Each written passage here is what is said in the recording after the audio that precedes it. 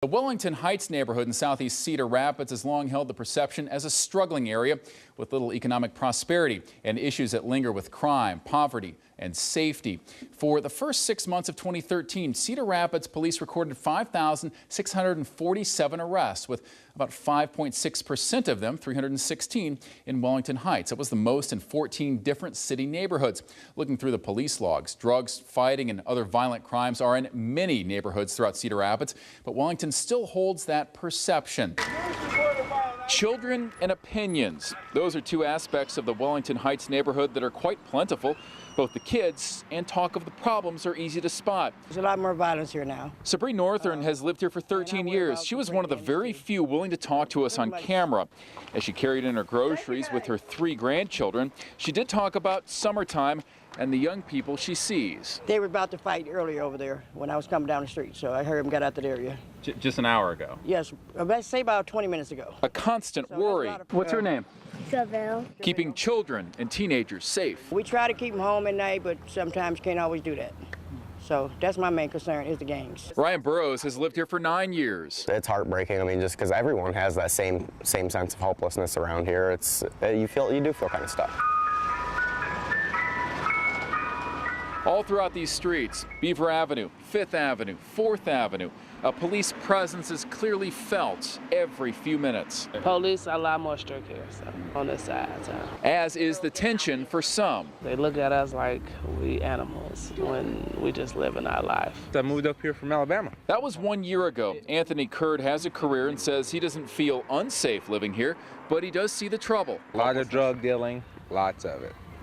Yeah. But what do people deal out here? Everything. You name it, it's out here. As day morphs into night, more and more young people flow out into the streets, where the 9 o'clock hour becomes a ritual of teenagers, with police responding, the teenagers scattering, and then returning later, as we see here on 4th Avenue. The police log for 6 hours revealed 13 police calls in Wellington Heights, including a fight, but fortunately, on this night, most of the issues were verbal. I never said I wasn't going. And not violent. Looking through the numbers from 2012 to 2013, arrests are up in Wellington Heights, but overall police calls are down moderately. Everyone we spoke with also stressed other parts of Cedar Rapids face similar issues, and the police logs do bear out this claim, especially in terms of drug arrests and criminal mischief. We have a much longer story on our evening in Wellington Heights. It's a 5.5-minute story where we hear much more from the people we spoke with. That's exclusively online on KCRG.com. Jessica Stamper left Davenport 4 years ago for Cedar Rapids. This is why she had to escape. Up until I was 23 years old, I used drugs. If you have a 10-year-old, let this sink in. When I was about the age of 10, we started using drugs, all as a family, me, my brother, and my mother. I started cocaine, weed. Jessica said she dropped out of school in 9th grade to be the breadwinner. She started cleaning homes, but the lure of the drug trade, dealing drugs, was too tempting. First marijuana, and then I went to dealing cocaine, and that's how I got my money. Jessica hit her rock bottom. I only remember the bad. Tara Henderson was hooked on drugs on her first real breath. You had it in your system when you were born? Yeah. Heroin and methadone. Tara is now 27 with a toddler, an infant, and a baby on the way. She said she grew up on the toughest, most desolate streets of Chicago. 7 children, a single mother, and the unrelenting grips of drug addiction.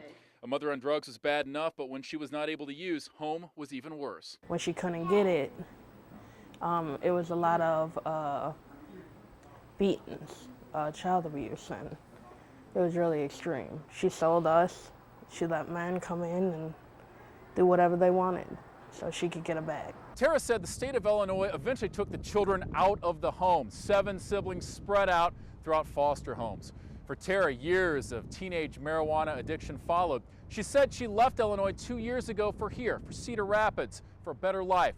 It's also the same reason that Jessica said she moved here as well. My kids at work keep me going every day.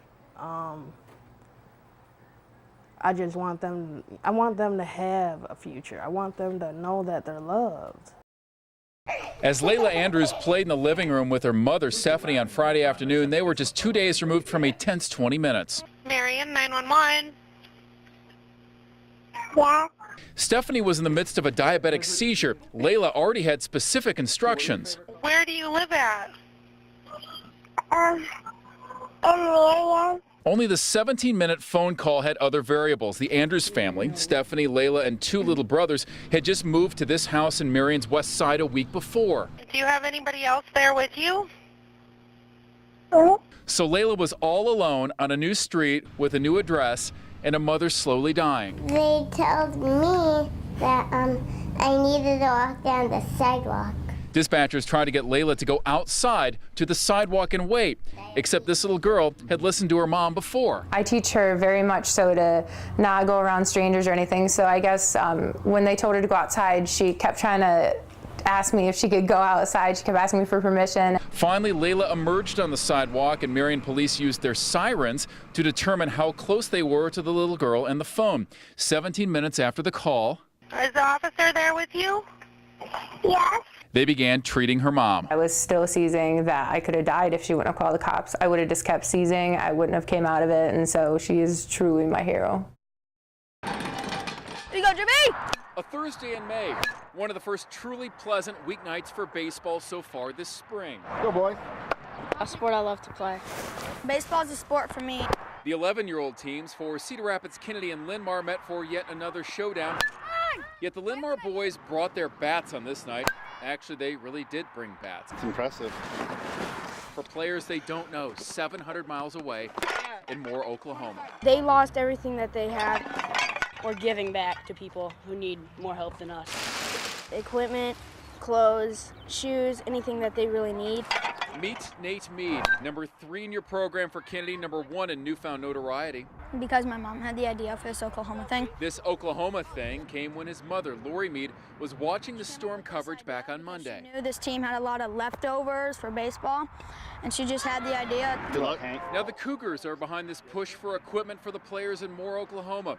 The spirit of cooperation between these 2 intense rivals ending with a heartfelt delivery next week. Why do this? Start up one day and continue the sport of baseball. My husband is really actually jealous that I'm here and he's not. If Barry Manilow writes the songs that make the whole world sing, I may or may not have had the double album. on this Saturday night in Cedar Rapids, the legendary artist's presence made the whole downtown buzz. Barry Manilow is my life. Many of the businesses near the U.S. Cellular Center count on a big name like Barry to boost their bottom line on summer weekends. Sidewalks filled after people got their fill at the local bars and restaurants. We met this pack of women about to go see Barry with one woman with quite a curious first name. Everybody, what does Barry Manilow mean to you? Well, my name is Amanda, so he has a song that he sings as Mandy, and You came and you gave without taking. But he sent me away. Oh, Mandy. It's so sad. But yet so meaningful, and it's great. It's great. So, and it's great because, for so many years I've had so many guys sing that song to me, so I actually know all the words. That's the big question here. An artist like Barry Manilow brings together generations for a night, but will a night like this bring people back to downtown, even on an evening when a musical icon is not performing? Just before 8, Manilow emerged from the curtain.